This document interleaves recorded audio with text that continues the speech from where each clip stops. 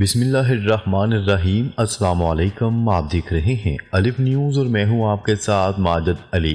शामिल करते हैं पाकिस्तान और दुनिया भर से breaking news headlines. Israeli army chief का हमास का हमला रोकने में नाकामी पर इस्तीफे का ऐलान। इसराइल के chief of army staff lieutenant general Herzi हेलियोन और सिदरन कमान के सरबराह मेजर जनरल यारून ने 7 अक्टूबर को हमास की जानिब से होने वाले हमले में नाकामी पर इस्तीफे का ऐलान कर दिया है और आर्मी चीफ मार्च में अपना ओहदा छोड़ देंगे। CNN की रिपोर्ट के मुताबिक इसराइली फौज ने army chief lieutenant general Herzi हेलियोन की जानिब से वज़ीर आज़म और वज़ीर दिफा को लिखा गया खत जारी कर दिया।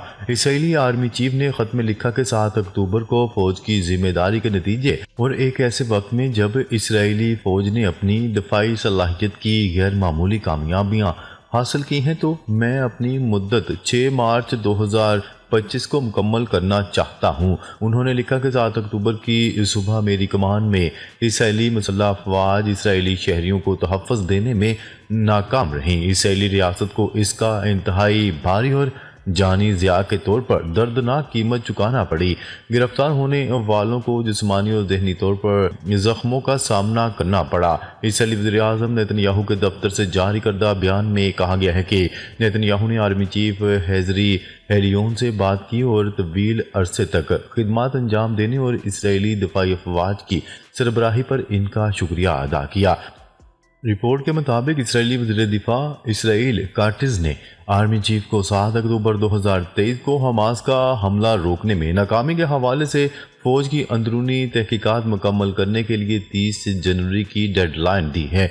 इसराइली आर्मी चीफ का इस्तीफा इस बात की अलामत है कि 7 अक्टूबर के हमले के हवाले से दफाई अमूर की जिम्मेदारी आला ओहदेदारान का अखराज हो रहा है। हालांकि इसराइली वज़ीर आज़म नेतन्याहू ने नाकामी की जिम्मेदारी कबूल करने से इनकार कर दिया था। इसराइली वज़ीर आज़म ने कहा था कि जंग के बाद इस नाकामी के हवाले से एहतसाब होगा।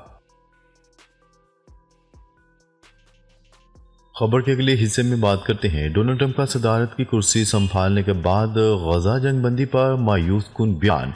अमेरिका के सदर डोनाल्ड ट्रंप ने गजा जंगबंदी का क्रेडिट लेने के बावजूद कहा है कि इन्हें एतमाद नहीं है कि ये जंगबंदी पायदार होगी।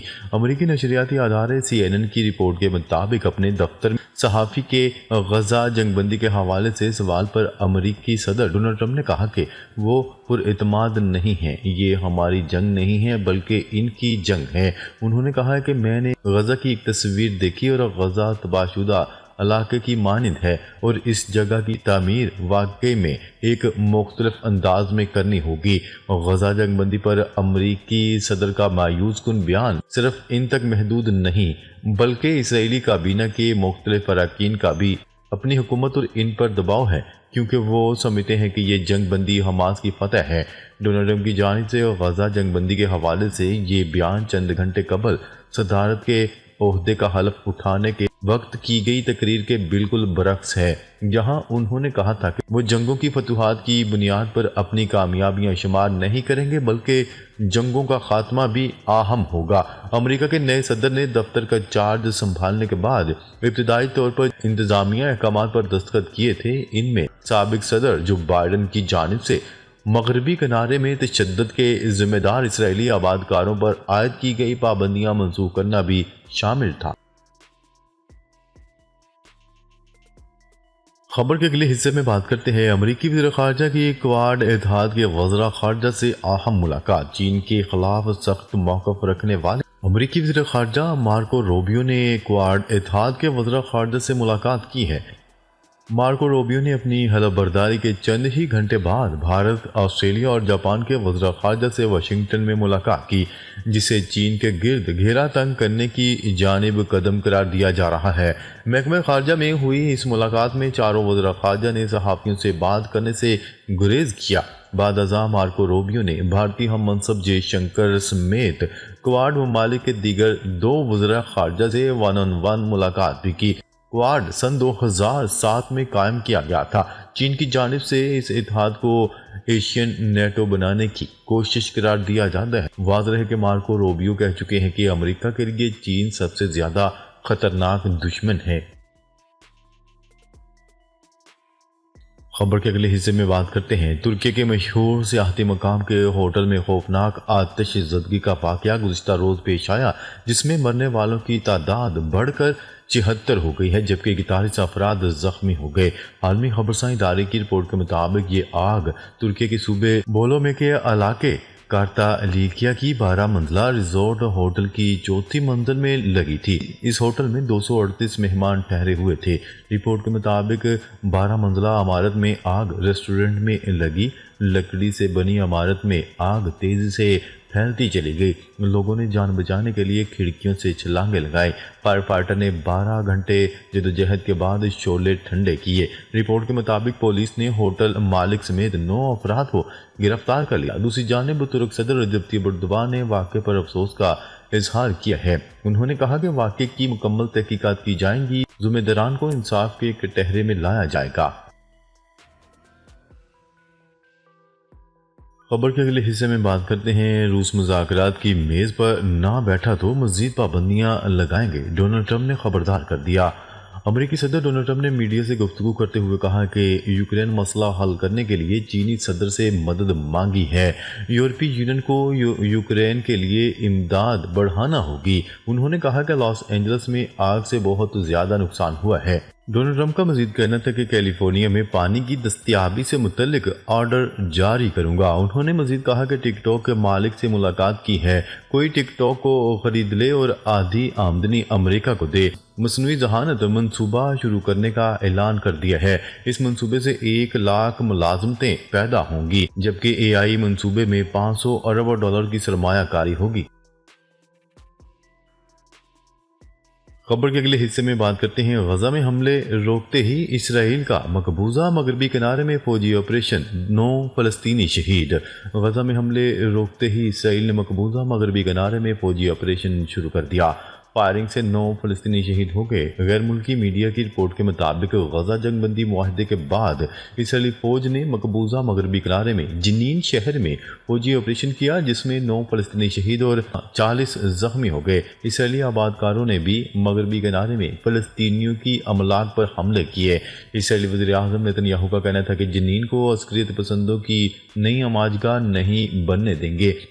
दूसरी जानिब हमास के रहनुमा ज़हीर जबारीन ने कहा है कि गजा की तरह मकबूजा किनारे में भी नेतन्याहू को शिकस्त देंगे। उधर गजा में इसराइल हमास जंगबंदी के तीसरे रोज़ भी बेघर फ़लस्तीनियों ने तबाहल इलाकों की तरफ वापसी की और इमदादी सामान और ईंधन के ट्रकों की आमद भी जारी रही। रिपोर्ट के मुताबिक इसराइली बमबारी से तबाह इमारतों के मलबे से मजीद 72 लाशें बरामद हुई हैं।